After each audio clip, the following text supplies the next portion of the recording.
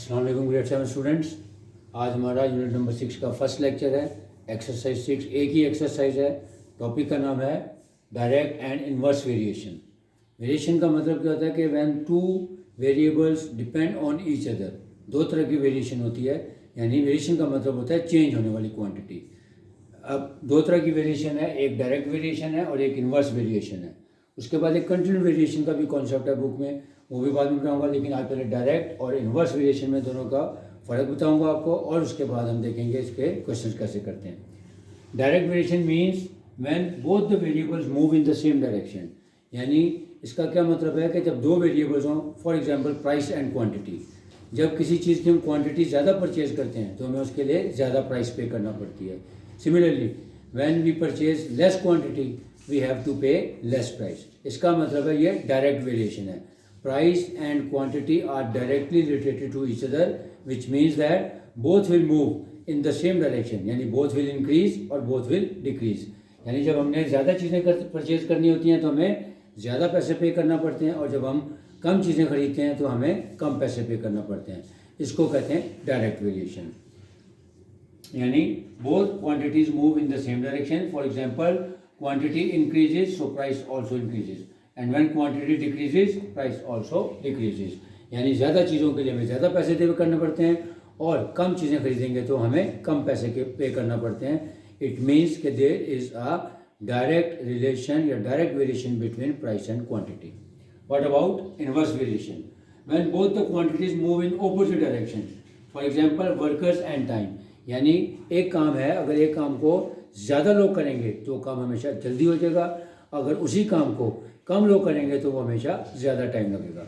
इसका मतलब है कि वर्कर्स एंड टाइम, यानी जहाँ कहीं इंसान और टाइम का जिक्र आ जाएगा, जब इंसान ज़्यादा होंगे, वर्कर्स ज़्यादा होंगे तो काम जल्दी होगा, और जब वर्कर्स कम करेंगे तो आपका ज़्यादा टाइम लगेगा। इसका मतलब है both the variables are moving in opposite direction, कि one increases the other decreases and vice versa. Vice versa का मतलब है when one increase other decreases and one decreases the other increases. तो जहाँ कहीं इंसानों का और टाइम का जिक्र होगा तो वो उसमें इन्वर्स रिलेशनशिप पाया जाएगा या इन्वर्स वेरिएशन पाई जाएगी। तो इन दोनों के क्वेश्चन को हम किस तरह से करते हैं, इसी में एक्सरसाइज 6 में इसी तरह के डिफरेंट क्वेश्चन हैं। चंद एक इम्पॉर्टेंट कॉन्सेप्चुअल क्वेश्चंस मैंने सिलेक्ट किए हैं आपके लिए, जो मैं बोर्ड पे आपको समझाऊंगा, और कुछ रिमेनिंग पार्ट्स में या इजी क्वेश्चंस जो होंगे इस एक्सरसाइज के वो आपको होमवर्क में दूंगा फर्स्ट फेज़ में हम आज इसके डायरेक्ट और इन्वर्स वेरिएशन वाले क्वेश्चंस करेंगे। जिसका सेकंड लेक्चर होगा उसमें फिर कंटिन्यूड प्रोपोर्शन का एक कॉन्सेप्ट है, और जो इनहेरिटेंस का एक कॉन्सेप्ट है कि जब कोई आदमी मर जाता है तो उसकी जो जायदाद है, जो उसकी प्रॉपर्टी है, उसको हम किस तरह से उसके हायर्स में डिवाइड करते हैं। तो ये इंशाल्लाह सेकंड लेक्चर जो होगा मेरा, उसमें ये चीज़ें डिस्कस करेंगे। Let's start exercise 6 page number 84। Question number 4 से स्टार्ट कर रहा हूँ क्योंकि फर्स्ट 3 क्वेश्चन जो है वो ऑब्जेक्टिव टाइप हैं, यानी MCQs हैं, फिल इन द ब्लैंक्स और ट्रू एंड फॉल्स हैं as always. Question number 4 page number 84। Question number 4 में लिखा हुआ है the total cost of 10 lottery tickets is ₹200, find the cost of 25 tickets. यानी कॉस्ट ऑफ 10 टिकट्स हमने find करनी है, सॉरी कॉस्ट ऑफ 10 टिकट्स हमें दी हुई है, और 25 टिकट्स की कॉस्ट हमने फाइंड करनी है। सबसे पहले आपने ये देखना है इसमें दो क्वांटिटीज़ कौन सी हैं, यानी नंबर ऑफ टिकट्स और कॉस्ट। जो चीज़ हमने फाइंड करनी है उसके लिए हम स्टेटमेंट लिखेंगे let the required cost be x, क्योंकि कॉस्ट है तो कॉस्ट यानी इसका जो आंसर आएगा वो इन रुपीज़ आएगा। क्वांटिटी जो होती है वो डिफरेंट होती है, किलोग्राम में भी हो सकती है, ग्राम में भी हो सकती है, या इसी तरह मेजरमेंट जो है वो लीटर्स में हो सकती है, फिर मिली लीटर्स में हो सकती है। वो डिपेंड करेगा क्वेश्चन की नेचर पे कि जो क्वांटिटी यूज़ हुई है उसी के मुताबिक हम उसमें यूनिट्स यूज़ करेंगे। So let the required cost be x rupees, यानी जो कॉस्ट है वो एक्स रुपीज़ है, यानी जो हमने फाइंड करनी है वो हमारी क्वांटिटी हमेशा एक्स होगी। अब हम देखते हैं कि जो गिवन कॉस्ट है उसको पहले लिखेंगे, और जो भी फाइंड करनी है उसको कैसे लिखेंगे, इस तरह। जो दो वेरिएबल्स इसमें इन्वॉल्व हैं वो है cost and number of tickets. तो जो चीज़ फाइंड करनी है उसको आप बाद में लिख सकते हैं, लेकिन it doesn't make any difference. अगर आप इसको पहले भी लिख देंगे तब भी कॉन्सेप्ट ठीक ही रहेगा, लेकिन अगर जो चीज़ फाइंड करनी है उसको बाद में लिखेंगे तो क्वेश्चन थोड़ा ईजिली हो जाएगा आपसे। अब सबसे पहले देखेंगे कि कौन सी कॉस्ट में गिवन है। कॉस्ट ऑफ 10 लॉटरी टिकट्स, यानी 10 लॉटरी टिकट्स की कॉस्ट गिवन है ₹200 के the cost of 10 lottery tickets is ₹200। Find the cost of 25 tickets, यानी जो फाइंड करना है वो है 25 टिकट्स, और जो चीज़ फाइंड करनी कॉस्ट वो हो जाएगी हमारी x, क्योंकि इसीलिए हमने लेट किया है, let the required cost be x rupees. अब यहाँ से आपने एरो मार्किंग करनी है। अब एरो मार्किंग करने का भी तरीका देखना है। सबसे पहले आपने देखना है कि इसमें डायरेक्ट रिलेशनशिप है, यानी डायरेक्ट वेरिएशन है या इन्वर्स वेरिएशन। अगर तो ये डायरेक्ट वेरिएशन है तो फिर आपने इसमें एरोज अपवर्ड लगा दें दोनों या डाउनवर्ड लगा दें दोनों, तब भी क्वेश्चन ठीक हो जाएगा। और अगर ये इन्वर्स वेरिएशन होगी तो एक में आपने अपवर्ड लगाना है और एक में डाउनवर्ड लगाना है। ये तो हो गया रट्टे वाला काम, लेकिन जो इसका असल कॉन्सेप्ट है वो कैसे होगा हम देखेंगे कि नंबर ऑफ 10, जो नंबर ऑफ टिकट्स थी 10 की कॉस्ट है ₹200, तो ऑब्वियसली 25 टिकट्स की कॉस्ट ज़्यादा होगी कि कम होगी? इसका जवाब होगा ज़्यादा होगी, क्योंकि अभी मैंने बताया कि when the quantity increases it's price also increases, कि जब आप ज़्यादा चीज़ें परचेज करेंगे तो आपको यू हैव टू पे मोर प्राइस। इट मीन्स कि नंबर ऑफ टिकट्स हमारे इंक्रीज हो रहे हैं, तो इंक्रीज के लिए हमने एरो हमेशा अपवर्ड लगाना है। द कॉस्ट, जब 10 टिकट्स ₹200 में आ रहे हैं तो 25 टिकट ऑब्वियसली ज़्यादा में आएंगे। इसका मतलब है when the number of tickets will increase their cost will also increase. तो इसका मतलब इसमें भी अपवर्ड एरो लग जाएगा। यानी एक तो मैंने तरीका बताया है कि आप अगर इसको रट्टे के साथ करना चाहते हैं तो सिंपल तरीका है, या दोनों तरफ अपवर्ड लगा दें, दोनों तरफ डाउनवर्ड लगा दें, और फिर उसकी रेशियो बनाए, क्रॉस प्रोडक्ट करें, तब भी आंसर ठीक होगा। लेकिन असल कॉन्सेप्ट क्या है, आपने प्राइस और क्वांटिटी में रिलेशनशिप को देखना है, वेरिएशन देखनी है। When more number of tickets are to be purchased, it means you have to more price। इसका मतलब है जब टिकट्स इंक्रीज होंगी तो उसकी प्राइस भी इंक्रीज होगी। अब एरो मार्किंग करने से एक और आपको फ़ायदा क्या होगा, ये देखें, ये इसका स्टार्टिंग पॉइंट है और ये इसका एंडिंग, यानी जो एरो वाला साइन है इसका कोई एंड नहीं है, तो ये हमारा स्टार्टिंग पॉइंट होता है। तो इसका मतलब है अब जब हमने इसकी रेशो बनानी है, यानी इसको फ्रैक्शन में लिखना है, आपने यहाँ से स्टार्ट लेना है। ये आपका न्यूमरेटर होगा और ये आपका डिनोमिनेटर, यानी इसको हम लिखेंगे 25/10, और रेशो के दरमियान आ जाएगा इक्वालिटी का साइन। सिमिलरली ये आपका स्टार्टिंग एंड है, इसका स्टार्टिंग पॉइंट है, इसका मतलब x ऊपर आएगा और 200 नीचे आएगा। यानी एरो को देख के आपने हमेशा रेशो लगानी है, जो उसका स्टार्टिंग पॉइंट होगा वो हमेशा न्यूमरेटर बनाना है, और जिस तरफ एरो का साइन होगा वो हमेशा आपने डिनोमिनेटर बनाना है। ये आपको 2 रूल्स याद हो जाएंगे, तो जैसा मर्जी क्वेश्चन होगा इंशाल्लाह कभी गलत नहीं होगा। अब यहाँ से हम क्रॉस प्रोडक्ट करेंगे, यानी इसको इससे मल्टीप्लाई करेंगे, उसको इससे। अब हमेशा याद रखना है कि जो x वाली क्वांटिटी है उसको आपने लेफ्ट पे लाना है, यानी 10 × x = 10x, और इन दोनों का प्रोडक्ट लेना है, यानी 25 × 200। अब यहाँ से x की वैल्यू निकालेंगे कि x = 25 × 200 डिवाइडेड बाय, ये 10 इधर मल्टीप्लाई इधर आके डिवाइड हो जाएगा। अब आपको अगर कैलकुलेटर अलाउड है, नॉर्मली 7th क्लास में जो कैलकुलेटर है वो अलाउड होता है, तो आप इसको कैलकुलेटर की मदद से निकाल सकते हैं। लेकिन अगर आप कटिंग करना चाहें आपको कटिंग में आनी चाहिए। 10 1 = 10, 10 2 = 20, इट मीन्स x = 25 × 20 करेंगे तो रुपीज़, क्योंकि कॉस्ट है इसके साथ इसका यूनिट लिखना ज़रूरी है, 25 यानी 500। इसका मतलब है the cost of 25 tickets would be ₹500। यानी अगर 10 टिकट्स की कॉस्ट 200 थी तो 25 टिकट्स की कॉस्ट कितनी हो जाएगी, 500। वैसे भी अगर आप देखें कि 200 की 10 आ रही है तो उसको 10 से डिवाइड करें तो एक कितनी की आ जाएगी, 20 की, तो 20 × 25 करेंगे तो ₹500 आंसर आ जाएगा। लेकिन आपने इसको रेशो एंड प्रोपोर्शन के मेथड से, यानी वेरिएशन के मेथड से आपने इसको सिंप्लीफाई करना है, which is the simplest way. एक और क्वेश्चन करते हैं इंशाल्लाह, इसमें मजीद आपका कॉन्सेप्ट क्लियर हो जाएगा। Question number 6, the cost of 5 metres of cloth is ₹1500। कि 5 मीटर क्लॉथ है, यानी 5 मीटर कपड़ा है, उसकी कॉस्ट है ₹1500। How many metres of the same cloth can be purchase for ₹15,000। यानी अगर 1500 रुपये में आपको 5 मीटर कपड़ा मिलता है, अब आपके पास ₹15,000 हैं, तो सेम क्लॉथ है, वो कितनी क्वांटिटी या कितने मीटर आप उसका कपड़ा परचेज करेंगे। तो set let the required quantity be x. अच्छा, ये क्वेश्चन नंबर 6 है। क्वेश्चन नंबर 6, 5 मीटर क्वांटिटी है, तो क्वांटिटी यहाँ पे किलोग्राम में नहीं, यहाँ पे मीटर में, यानी हमने मीटर में फाइंड करनी है कि कितने मीटर कपड़ा आएगा। ठीक है, अब सबसे पहले आपने लेट कर लिया। अब हमने दो क्वांटिटीज देखी, इसमें क्या आ गई, एक आ गई कॉस्ट और एक आ गई क्वांटिटी। अब कॉस्ट मैंने कहा हमेशा कॉस्ट हो या प्राइस हो हमेशा रुपीज़ में होती है, क्वांटिटी वेरी कर सकती है। इसमें कॉस्ट फाइंड करनी थी लेकिन रुपीज़ था।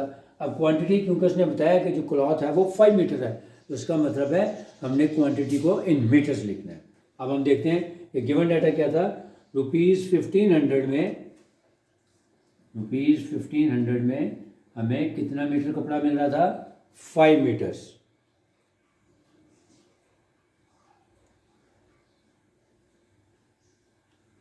तो cost of 5 metres of cloth.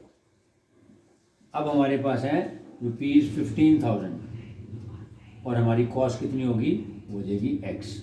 Again अब देखें कि 5 मीटर्स जो क्लॉथ है वो 1500 का आ रहा है, और अब आपके पास पैसे ज़्यादा हैं, यानी 1500 में आपको 5 मीटर कपड़ा मिल रहा था, तो 15,000 में ऑब्वियसली आपको ज़्यादा कपड़ा मिलेगा।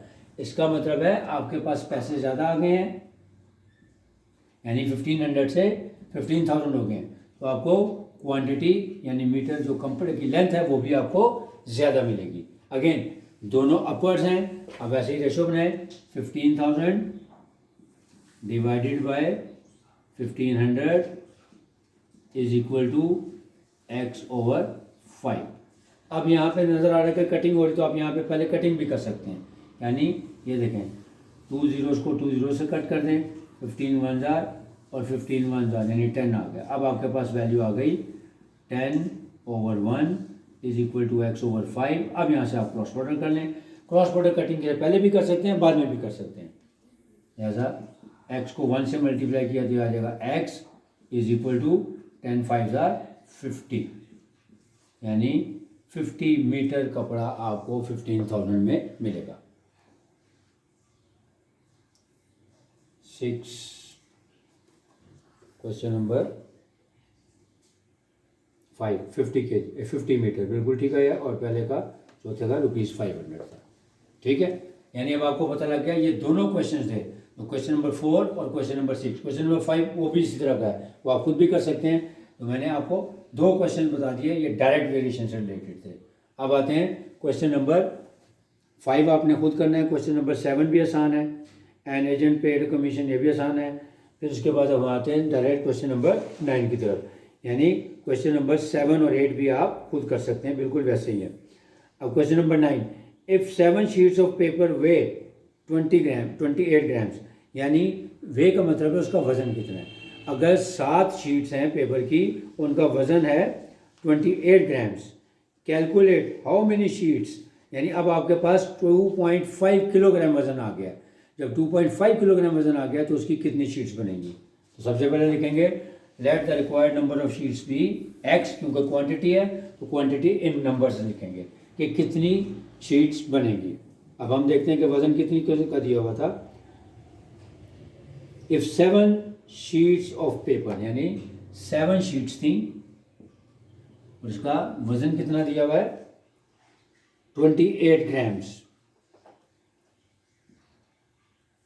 अब हमने फाइंड करनी है कि हाउ नंबर यानी एक्स शीट्स के कितनी शीट्स बनेगी अगर ये वेट हमारे पास आ जाए 2.5 किलोग्राम। अब एक बात आपने याद रखनी है कि रेशो एंड प्रोपोर्शन, रेशो के अंदर सबसे पहले जो भी आपने क्वांटिटीज देखनी है उसका यूनिट सेम होना चाहिए, यानी लाइक जो रेशो की डेफिनेशन है वो क्या है, the comparison of two like quantities is known as ratio. अब ये आपके पास ग्राम्स में है 28 ग्राम्स, लेकिन जो दूसरी क्वांटिटी है वो है 2.5 किलोग्राम। तो 1 किलोग्राम में कितनी क्वांटिटी होती है 1000 ग्राम, तो हम उसको भी ग्राम्स में कन्वर्ट करके करेंगे। यानी ऐसा नहीं हो सकता कि ये आप ग्राम में लिखें और दूसरी क्वांटिटी किलोग्राम में लिखें। देखिए जो पहले सवाल मैंने करवाए हैं ये भी नंबर ऑफ टिकट्स थी, ये भी नंबर ऑफ टिकट्स, ये भी कॉस्ट रुपीज़ कॉस्ट भी, यानी जो क्वांटिटीज रेशो में आ रही हैं वो दोनों का यूनिट सेम होना चाहिए। इसी तरह इसमें भी देखें, ये दोनों रुपीज़ थे और ये दोनों मीटर्स थे, लेकिन यहाँ पे ये क्वेश्चन सेलेक्ट करने की वजह सिर्फ ये बता रहा हूँ कि यहाँ पे फर्स्ट क्वांटिटी जो है उसका वेट ग्राम्स में दिया हुआ है 28 ग्राम्स, लेकिन जो सेकंड क्वांटिटी है वो है 2.5 किलोग्राम, तो उसको आपने पहले ग्राम्स में कन्वर्ट करना है। आसान तरीका है कि 1 kilogram is equal to 1000 grams होता है, तो 2.5 किलोग्राम इसका मतलब 1000 मल्टीप्लाइड बाई 2.5 कर दें, या यूँ कर लें कि 2 किलोग्राम का मतलब हो गया 2000 ग्राम और फिर आगे 0.8 है तो उसका मतलब हो गया 800 ग्राम। या आसान तरीका ये होता है कि जो उसका यूनिट है उसको मल्टीप्लाई कर दें, यानी 2.5 मल्टीप्लाइड बाई 1000 तो आ जाएगा 2500 ग्राम्स। ठीक हो गया। दोबारा बता देता हूँ, क्योंकि फर्स्ट क्वांटिटी ग्राम्स में थी, दूसरी किलोग्राम में थी, तो किलोग्राम को भी आपने पहले ग्राम्स में कन्वर्ट करना है, उसके बाद लिखना है। अब हम रेशो बनाते हैं कि अगर वेट हमारे पास 28 ग्राम्स है तो उसमें 7 पेपर्स बने हैं। अब हमारे पास ज़्यादा वजन आ गया है, यानी वेट अगेन इंक्रीज हुआ है, तो उसका मतलब है नंबर ऑफ शीट्स भी आपकी इंक्रीज होंगी। ये भी डायरेक्ट वेरिएशन होगी। लिख लें 2500 divided by 28 is equal to x/7। यहाँ से क्रॉस प्रोडक्ट करें, 28x is equal to 7 times 2500।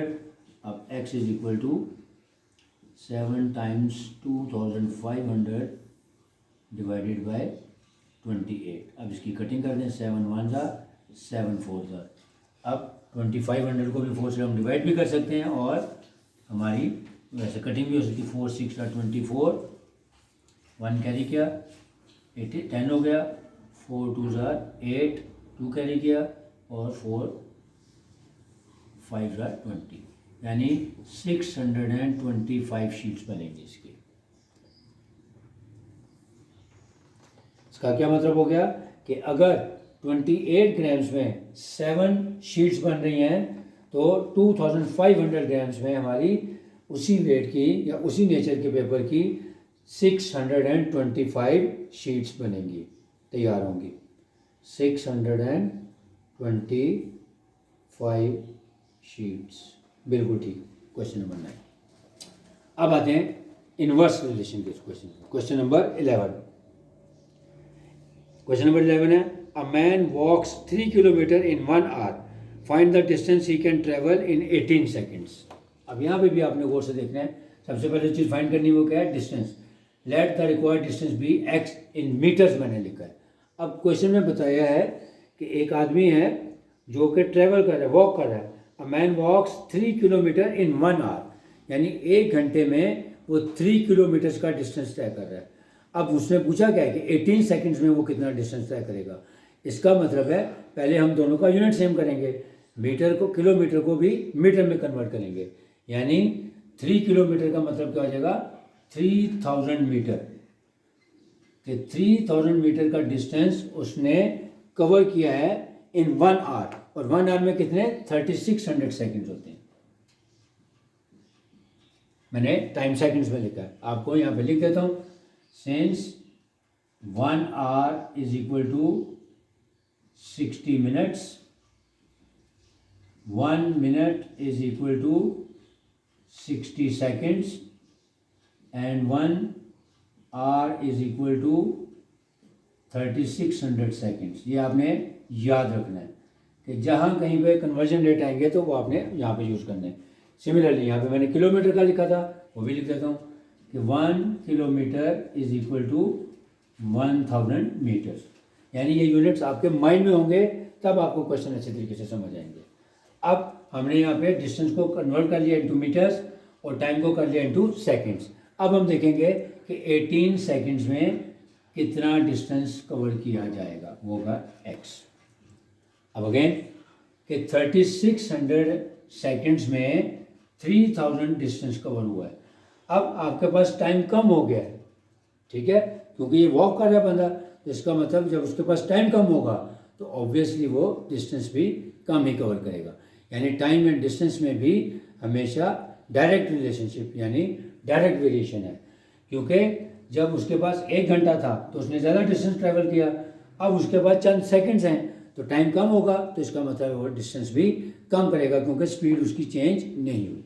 तब हम देखते हैं कि टाइम हमारा कम हो गया तो हमारा डिस्टेंस भी कम हो जाएगा। अब डाउनवर्ड एरो होगी, अब इसका मतलब 3000 over x is equal to 3600 over 18। अब मैंने कहा अगर यहाँ पे कटिंग हो रही तो आप कटिंग कर सकते हैं। देखें 18 1 जार 18 2 जार यानी 200 आ गया। अब यहाँ से हम इसकी क्रॉस प्रोडक्ट कर लेते हैं। x को मल्टीप्लाई किया 200 से, हो गया 200x is equal to 1 multiplied by 3000। अब यहाँ से हम x की वैल्यू निकाल लेते हैं। 3000 डिवाइडेड बाय 200, अब 2 0 2 0 से कट गए, इसका मतलब आ गया, आंसर आ गया हमारा which means x is equal to 2 1 जार 2 एंड 2 15 मीटर। यानी अगर एक शख्स जो वॉक कर रहा था उसने 1 आवर में 3 किलोमीटर का डिस्टेंस कवर किया था, अगर वो उसी स्पीड से चलेगा और 18 सेकंड में वो कितना डिस्टेंस कवर करेगा? 15 मीटर। इसका भी ज़रा चेक कर लेते हैं। 15 मीटर ही है, बिल्कुल ठीक है 15 मीटर। अब लास्ट क्वेश्चन नंबर 13। अच्छा, अभी तक आपने देखे जितने भी क्वेश्चंस करवाए हैं ये सब डायरेक्ट वेरिएशन को शो कर रहे थे। अब ये मैन वाला आ गया, इसमें इन्वर्स रिलेशनशिप आ जाएगा। तो इन्वर्स के और बाकी जो कंटिन्यूटी के वो इंशाल्लाह नेक्स्ट लेक्चर में हम बाकी कंप्लीट करेंगे। Question number 13, if 8 men can do a job in 20 days, कि कोई काम है जिसको 8 लोग मिलकर कर रहे हैं और 20 दिन लगते हैं। यानी इस तरफ लिखेंगे मैन और एक तरफ लिखेंगे नंबर ऑफ डेज, यानी 8 लोग हैं और मिल के वो काम करें तो 20 दिन में वो काम मुकम्मल होता है। अब पूछा क्या है,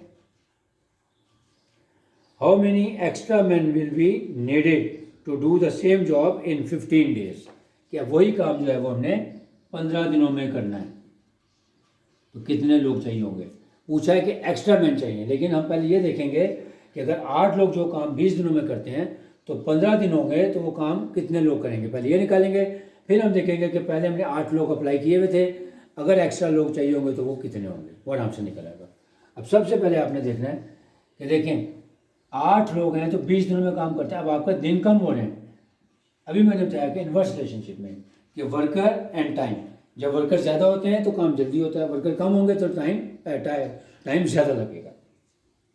अब हमारे पास टाइम कम हो गया है कि 20 की बजाय 15 दिन में काम करना है, तो ऑब्वियसली हमें ज़्यादा लोग चाहिए होंगे कि 8 लोगों से बात नहीं बनेगी, क्योंकि 8 लोगों ने 20 दिनों में काम करना था।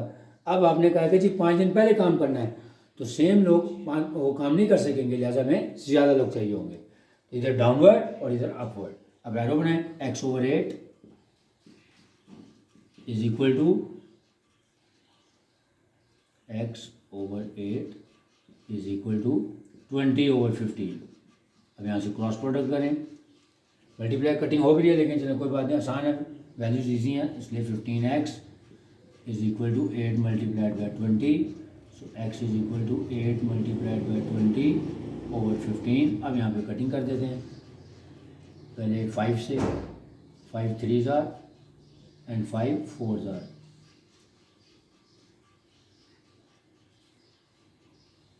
अब फर्दर कटिंग नहीं हो रही, तो 4 8 जार 32। ये कैसा आंसर आ गया, वैल्यूज गलत लिखी हुई है शायद। Question number 13, 2 men extra. दोबारा देखो जरा, क्वेश्चन तो नहीं गलत पढ़ लिया। क्वेश्चन नंबर 13 है, इफ 6 men था, तभी आंसर लगा है। 6 men can do a job in 20 days। 6 men can do a job in 20 days था और 15 days था, ये 6 है, तभी आंसर गलत आ गया। क्योंकि देखें आंसर फ्रैक्शन में आना था, तो मैन तो फ्रैक्शन में नहीं होते, इसलिए वहाँ से कन्फ्यूजन दूर हो गई। अब इसको करेंगे 15x मल्टीप्लाइड बाय एक, यहाँ पे भी 6 करें। अब देखें 3 1 जार 3, 3 2 जार 6, यानी 4 2 जार 8 मैन आ गए।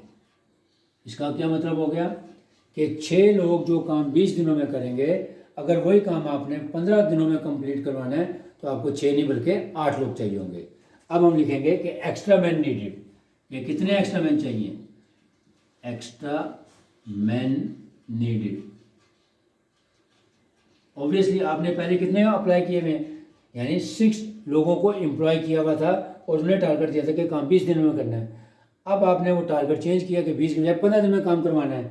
तो पहले 6 लोग थे, अब 15 दिन में करने के लिए कितने लोग चाहिए, 8। तो कितने एक्स्ट्रा लोग चाहिए होंगे, 8 - 6, यानी 2 मैन एक्स्ट्रा नीडेड। इसका मतलब हो गया कि अगर कोई काम 20 दिनों में 6 लोग करेंगे, वही काम अगर आपने 15 दिन में करवाना है तो 6 की बजाय आपको 8 लोग चाहिए होंगे। तो एक्स्ट्रा कितने लोग हैं, 6 आपने पहले अप्लाई किए, अब एम्प्लॉय किए हुए थे, तो मज़ीद 2 एम्प्लॉय कर देंगे, तो 8 लोगों से आप वो काम करवाएंगे। तो वो काम जो पहले 20 दिनों में ना था, अब 15 दिनों में हो जाएगा। मेरा समझ आ गया होगा। रिवाइज कर लेते हैं कि डायरेक्ट और इन्वर्स वेरिएशन का मतलब क्या है कि when both the variables move in the same direction, उसको कहते हैं डायरेक्ट वेरिएशन। यानी प्राइस और क्वांटिटी, जैसे मिसाल दी कि जितनी ज़्यादा क्वांटिटी आप परचेज करेंगे आपको उतनी ज़्यादा प्राइस पे करनी पड़ेगी, और कम क्वांटिटी में कम प्राइस पे करना पड़ती है। और इन्वर्स वेरिएशन का मतलब है कि जैसे वर्कर्स ज़्यादा होंगे तो काम जल्दी होगा, वर्कर्स कम होंगे तो काम देर से होगा। इसका क्या मतलब होगा कि both the variables move in opposite direction, यानी एक इंक्रीज होगी और एक डिक्रीज होगी। अब जो मैंने क्वेश्चन आज करवाए हैं उसमें मोस्टली डायरेक्ट वेरिएशन वाले क्वेश्चन थे, लेकिन क्वेश्चन नंबर 13 जो है वो इन्वर्स वेरिएशन का था। इसी तो अगर आप इस कॉन्सेप्ट को गौर से देखेंगे, तमाम क्वेश्चन जो मैंने सॉल्व करवाए हैं इसको गौर से देखने के बाद समझ के करेंगे, तो इंशाल्लाह जो आपके रिमेनिंग क्वेश्चन हैं होमवर्क में जो आपने करने हैं वो मैं नोट करवा देता हूँ। लिख लें होमवर्क, एक्सरसाइज 6 क्वेश्चन नंबर 4 मैंने करवाया है, आपने 5, 7, 8 और उसके बाद 9 मैंने करवा दिया है, 10 और 12, यहाँ तक आपने क्वेश्चंस कर दिए। ये सारे क्वेश्चन बिल्कुल इसी तरह के जिस तरह के मैंने करवाए हैं, सिर्फ आपने ध्यान से क्वेश्चन को पढ़ना है, जो चीज़ फाइंड करनी है इसको पहले लेट कर लेना है, और उसके बाद आपने 2 क्वांटिटीज़ हैं वो उनको लिखना है, और क्वांटिटी लिखने के बाद सबसे पहले आपने वैल्यूज़ पुट करने के बाद एरो मार्किंग करनी है। प्राइस और क्वांटिटी में डायरेक्ट वेरिएशन होगा, वर्कर्स और मैन में इन्वर्स रिलेशनशिप होगा, और इसी तरह एरो मार्किंग करने के बाद पहले रेशो बनाएं, फिर अगर कटिंग हो रही तो कर सकते हैं, नहीं तो क्रॉस प्रोडक्ट करने के बाद लेफ्ट पे एक्स को लेके आएँ, फिर उसका प्रोडक्ट लेने के बाद इसका जो कोफिशिएंट इसको नीचे ले जाकर उसकी कटिंग कर दें या डिवाइड कर दें, या आप अगर कैलकुलेटर आपको लगा तो आप कैलकुलेटर भी यूज़ कर सकते हैं। तो इस तरह से इंशाल्लाह ये सारे सवाल आपसे हो जाएंगे। अब जो मेरा नेक्स्ट लेक्चर होगा एक्सरसाइज 6 का सेकंड लेक्चर, उसमें रिमेनिंग क्वेश्चंस कुछ और कराऊंगा, जिसमें इन्वर्स वेरिएशन के क्वेश्चन होंगे, और दूसरा मैंने कहा कि इनहेरिटेंस का एक कॉन्सेप्ट है वो होंगे, और शायद कंटिन्यूड प्रोपोर्शन के भी कुछ क्वेश्चन हैं वो इंशाल्लाह नेक्स्ट लेक्चर में करेंगे। Hope you understand.